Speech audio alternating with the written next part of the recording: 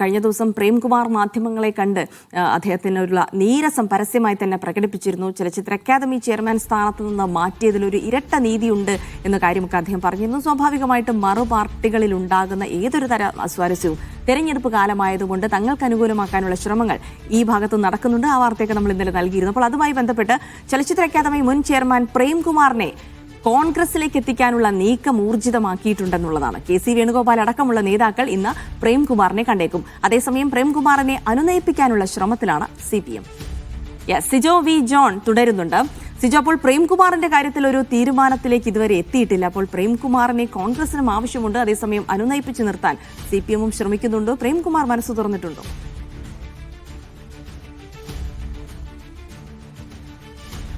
പ്രേംകുമാർ മനസ്സ് തുറന്നു വെച്ചാൽ ചെറിയൊരു ആഗ്രഹങ്ങളൊക്കെ പ്രേംകുമാർ പറഞ്ഞു തുടങ്ങിയിട്ടുണ്ട്. അതുകൊണ്ടാണ് ഇത്രയും നാളൊരു ഇടതുപക്ഷ അനുഭാവിയായിരുന്ന പ്രേംകുമാർ പെട്ടെന്ന് കളം മാറ്റി ചവിട്ടുന്നത്. അപ്പോൾ ഇന്നലെ മാധ്യമങ്ങളെ കണ്ടപ്പോൾ പ്രേംകുമാർ പറഞ്ഞത് തന്റെ ഇടതുപക്ഷ അനുഭാവത്തെക്കുറിച്ചൊന്നും അല്ല കാര്യമായിട്ട് പറഞ്ഞത്. താൻ KSUക്കാരനായിരുന്നു, KSU പാനലിൽ കോളേജിൽ യൂണിയനിൽ മത്സരിച്ചിട്ടുണ്ട്, അവിടെ തിരഞ്ഞെടുക്കപ്പെട്ടിട്ടുണ്ട്.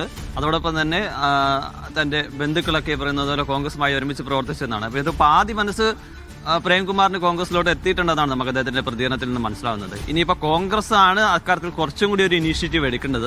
എന്തായാലും KC വേണുഗോപാൽ കഴിഞ്ഞ ദിവസം അദ്ദേഹവുമായി ഫോണിൽ സംസാരിച്ചിട്ടുണ്ട്. ഇന്നിപ്പോൾ KC വേണുഗോപാൽ തിരുവനന്തപുരത്തുണ്ട്. രാവിലെ KC വേണുഗോപാൽ പ്രേംകുമാറുമായി കൂടിക്കാഴ്ച നടത്താനുള്ള നേരിയ സാധ്യത നിലനിൽക്കുന്നുണ്ട്. കാരണം രാവിലെ 9 മണിയോടുകൂടിയാണ് ഈ യോഗങ്ങളൊക്കെ നടക്കുന്നത്. അതിന് മുന്നോടിയായ ഒരു കൂടിക്കാഴ്ച നമ്മൾ പ്രതീക്ഷിക്കുകയും ചെയ്യുന്നുണ്ട്. അങ്ങനെയാണെന്നുണ്ടെങ്കിൽ കുറച്ചുകൂടി ഒരു ചർച്ചകൾ മുന്നോട്ട് പോയി കഴിഞ്ഞു കഴിഞ്ഞാൽ അത്തരത്തിൽ വളരെ വേഗത്തിൽ തന്നെ പ്രേംകുമാറിന്റെ കാര്യത്തിൽ കോൺഗ്രസിന്റെ പോക്ക് ഒരു തീരുമാനം ഉണ്ടാകുമെന്നാണ് പ്രതീക്ഷിക്കപ്പെടുന്നത്. നിയമസഭാ തെരഞ്ഞെടുപ്പൊക്കെ അടുത്തു നിൽക്കുകയാണ്.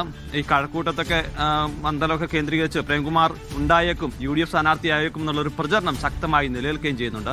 അങ്ങനെയാണെന്നുണ്ടെങ്കിൽ അത്ര ഒരു സാധ്യത തെളിയുന്നുണ്ടെങ്കിൽ വൈകാതെ തന്നെ പ്രേംകുമാറിന് കോൺഗ്രസിലേക്കുള്ള വഴി തുറക്കുമെന്ന കാര്യത്തിൽ യാതൊരു സംശയമില്ല.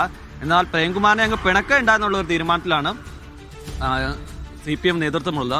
കാരണം ഈ സമയത്ത് പ്രേംകുമാറൊക്കെ പോയി കഴിഞ്ഞാൽ അത് വലിയ രീതിയിലുള്ള ഒരു തിരിച്ചടിയാകും, ഒരു പാർട്ടിക്ക് ഒരു മോശമായ ഒരു പ്രതിച്ഛായ ഉണ്ടാക്കും എന്നുള്ളതാണ് സ്വാഭാവികമായിട്ടും പാർട്ടിയും പ്രതീക്ഷിക്കപ്പെടുകയും ചെയ്യുന്നത്.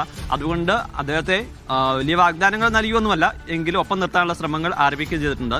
ഇന്നലെ കടകംപള്ളി സുരേന്ദ്രൻ അദ്ദേഹത്തെ കാണാൻ വേണ്ടി വീട്ടിലെത്തിയിരുന്നു. വീട്ടിലെത്തുന്നതിന് മുമ്പ് അദ്ദേഹവുമായി ഫോണിലൂടെ സംസാരിക്കുകയും ചെയ്തിരുന്നു. അപ്പോൾ അദ്ദേഹം പറഞ്ഞിരുന്നു, കടകംപള്ളി സുരേന്ദ്രൻ പ്രേംകുമാറിനോട് പറഞ്ഞു, ഞാൻ വീട്ടിലോട്ട് വരുന്നുണ്ട് എന്ന് പറയുന്നുണ്ട്.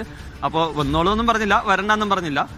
പിന്നീട് വിളിച്ചിട്ട് പ്രേംകുമാർ ഫോൺ എടുക്കുന്നില്ല. കടകംപള്ളി വിളിച്ചപ്പോൾ ഫോൺ എടുക്കാതെ വന്നപ്പോൾ നേരിട്ട് വീട്ടിലോട്ട് എത്തിയതാണ്. വീട്ടിലെത്തിയപ്പോൾ പ്രേംകുമാർ ഇല്ലാതാനും അദ്ദേഹം പുറത്തു പോവുകയാണ് ചെയ്തിട്ടുള്ളത്. അപ്പോൾ ഒരു മുഖം തിരിച്ചൊരു സമീപനമാണ് ഇപ്പോൾ CPM-നോട് പ്രേംകുമാർ സ്വീകരിക്കുന്നത് എന്നുള്ളതാണ്. അപ്പോൾ അതുകൂടി കണക്ക് കൂട്ടുമ്പോൾ അധികം വൈകാതെ തന്നെ പ്രേംകുമാർ കോൺഗ്രസിലേക്ക് എത്താനുള്ള ഒരു സാധ്യതയാണ് നിലനിൽക്കുകയും ചെയ്യുന്നത്.